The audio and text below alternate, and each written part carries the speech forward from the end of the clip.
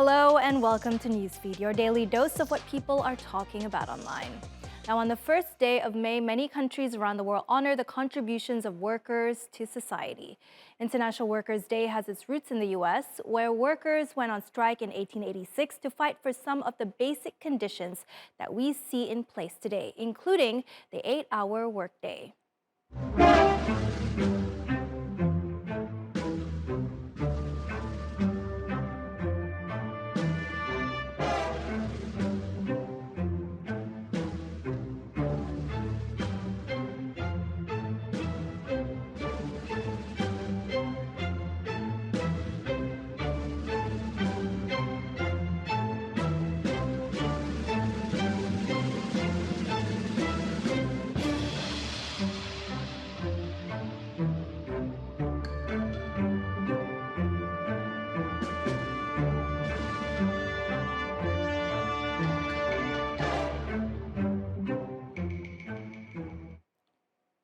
Workers' Day is a public holiday in many countries. It's often marked with colorful rallies. While workers' rights have come a long way since the Haymarket incident, the challenges in the workforce are still immense.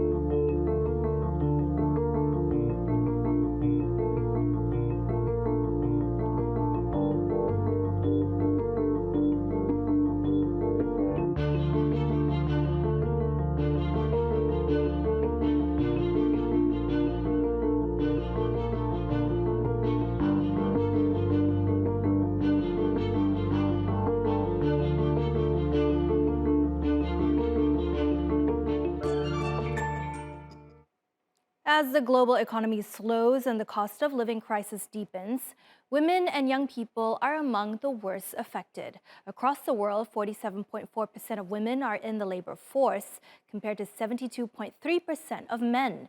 That means that for every unemployed man, there are 2 unemployed women. And young people aged between 15 and 24 have it worse. They face severe difficulties in finding and retaining jobs. Almost 1 in 4, that's 23.5%, are unemployed. And these issues won't be resolved anytime soon. The International Labour Organization says the labor market won't recover from the job losses incurred during the COVID-19 pandemic for at least another year. That's not a pretty picture. We know the face of work has changed drastically in the past 3 years. The pandemic led to the Great Resignation and introduced us to concepts like quiet quitting, chaotic working, and bare minimum Mondays. The mindset around work has changed. You don't live to work anymore.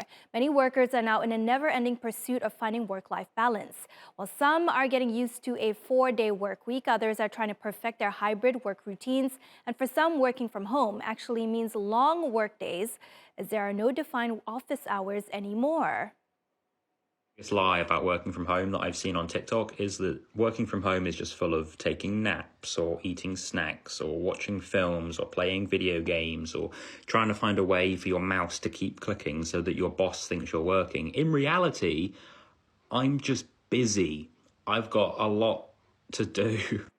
Sure, some workers may be willingly giving up those hours to make up for midday grocery runs, 2-hour gym breaks, or whatever else they want to fit into their daily routines.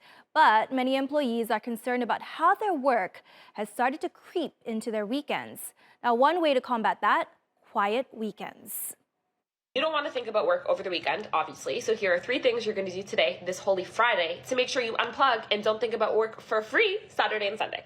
Number 1, you're going to make sure your inbox is clear, okay? And if you, for whatever reason, can't reply to some emails, put them in a folder. You're going to deal with it Monday so that you don't open your laptop and think you're behind on life. You're not going to charge your corporate phone today. You're going to let it slowly die. Yeah, so that you can't check it over the weekend. You'll plug that back in on Monday. And this is my favorite because it's diabolical. You are going to book plans that start at 5:20 this Friday Eve, because then you won't be able to work overtime. Work was never meant to be a one size fits all. You can try many different work styles, but still be overwhelmed. Workforce analytics firm Active Track surveyed over 130,000 people across 900 organizations to see how their office lives change in 2022. The stats look very bleak. Burnout is very common in nearly one-third of employees, and 28% of them are at risk of attrition, while only 5% are working weekends. Those who do spend 18 minutes more at their desks. And those who are affected the worst by weekend shifts are working in the tech and media industries. They work 4 hours more than any other industry during weekends. With a 31% increase from 2021, tech employees are now working up to almost 12 hours extra over the weekend. And those in the media sector are working 53% more than a year earlier, around 10.7 hours on average during weekends. Okay, that was a bit triggering. Let's talk about a lighter work trend instead. Say goodbye to water cooler chit-chat and smoke breaks because Gen Z is replacing them with Diet Coke runs. That's right, taking Diet Coke breaks is the latest way to bring balance to your work life. With more than 14 million views on TikTok, the trend shows what the younger generation is doing to cope at work and honestly, how they like to romanticize the little things in life. When our work lives are so overwhelming, who can blame them for searching for a little bit of fun? Now to a holiday destination that many stressed workers have put on their Pinterest boards. Once known as a laid-back surfer's paradise, Bali has become the go-to spot for influencers looking to boost their social media presence. From cute cafes to trendy boutiques, Bali's streets are teeming with Instagram-worthy locations that influencers can't resist. The number of foreign visitors to Bali has skyrocketed with more than 300,000 every month this year. And short-term visas that cost around $200 have allowed thousands of digital nomads to stay in Bali for extended periods without paying taxes. But with this influx of visitors to Bali, the island is facing a few challenges. In addition to increased traffic, construction, and pollution, some influencers have been accused of disrespecting the local culture and beliefs. Tourists have come under fire for their behavior, like this dude here, who is standing on his motorbike while riding around Bali. Or the Canadian actor Jeffrey Cragen, who got deported after performing the Haka ceremonial dance naked at Mount Batur. And let's not forget the woman who got deported for posing naked in front of a sacred 700-year-old tree. First, I think it's important to give them sanctions. Even for us as Indonesians, we will also be getting sanctions if we violate the laws. But also, maybe us as locals must be a good model for them. And if they can't do the same like us, maybe they should face law enforcement. The tension between foreign influencers and the locals in Bali has now reached a boiling point. Vigilantes' social media pages are popping up to monitor bad behavior and call out bules, which means Western foreigners, who are working illegally. Bali's governor proposed a response to the bad behavior last month, including restricting tourists from renting motorbikes. Sangat merugikan dan sangat mencekik. It is restricting us. We just recovered back to normal after the COVID-19 pandemic, and now, with the motorbikes rental ban, how can we survive? And not to mention, we have to pay taxes. I think the governor must review this plan again. Well, I respect the local culture. I love local people very much. I come here with pleasure. And probably, everyone has the right to make a mistake. It's a tricky balancing act for officials as tourism makes up the largest part of Bali's GDP. But authorities are determined to maintain the island's allure while cracking down on bad behavior. And there's things that tourists can do as well. Here's a respectful example. Dude, right? You're local from here. Yes, I need tourists, more tourists. Yeah, guys, you hear it. They need more tourists here. And I mean, it is so stunning.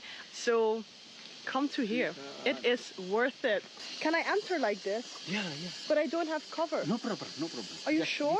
Sure, yeah. Oh my God, I can enter, guys. Drinking water. Oh. I hope the God bless you. Come to Brahma Stage Temple. Thank you so much. Okay, so Indonesia is not the only country in the region having problems with Western tourists. Now, we've all heard of backpackers, right? Traveling on a shoestring budget, trying to make it through as many cities as possible without a lot of cash. But have you heard of this one trend that's infuriating locals? Enter the bagpackers. Backpackers are Western backpackers or Eastern European backpackers who are asking locals for money in order to continue their travels. I have absolutely no problem with professional buskers who go around the world traveling, showing their art, whether it be musicians or magicians.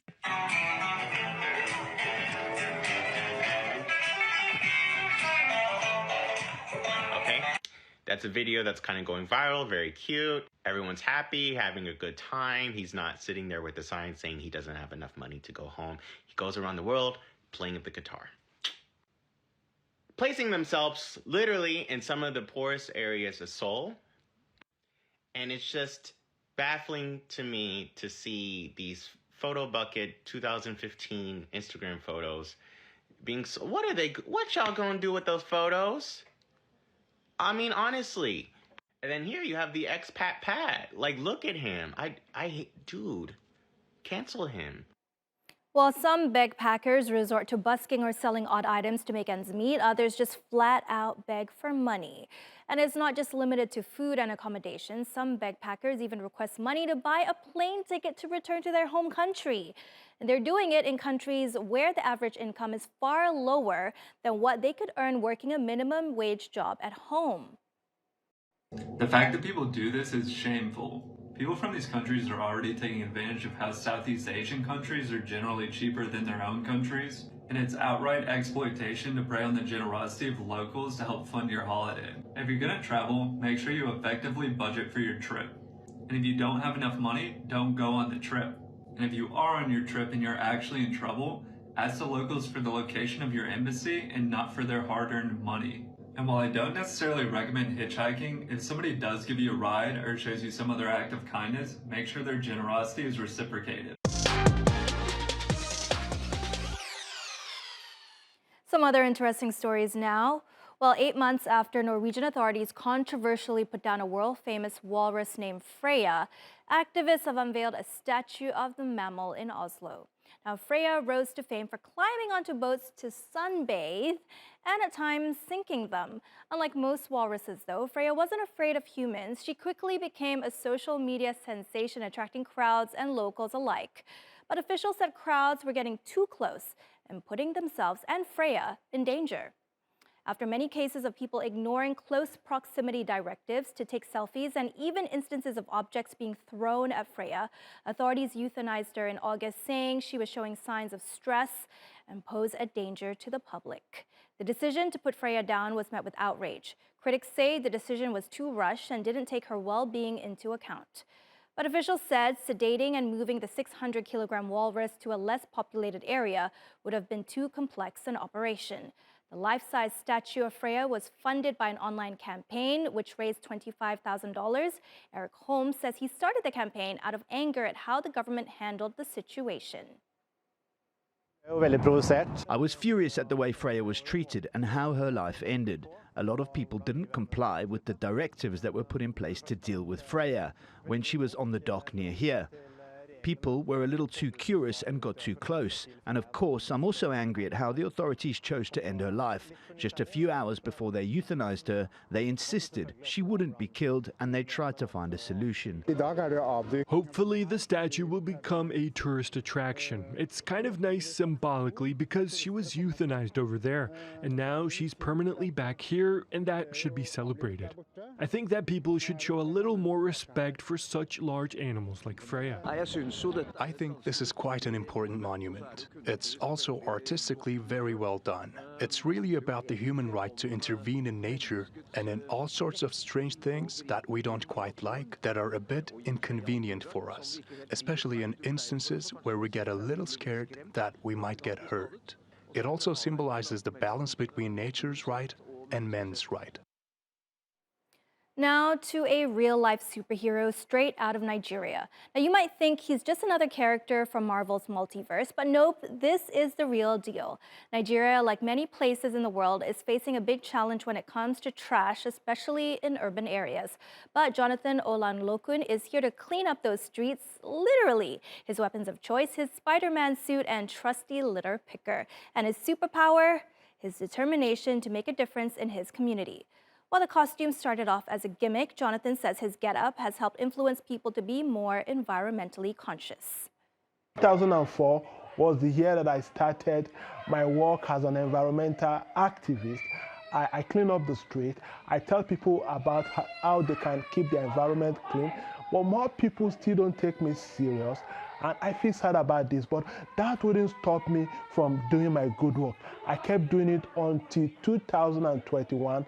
I started wearing the Spider-Man costume and I started having positive results. People started taking me serious and I'm happy about this. There's joy in me. People are now more concerned about the environment than before. I'm so glad when I hear and see him do his own thing in his own little way.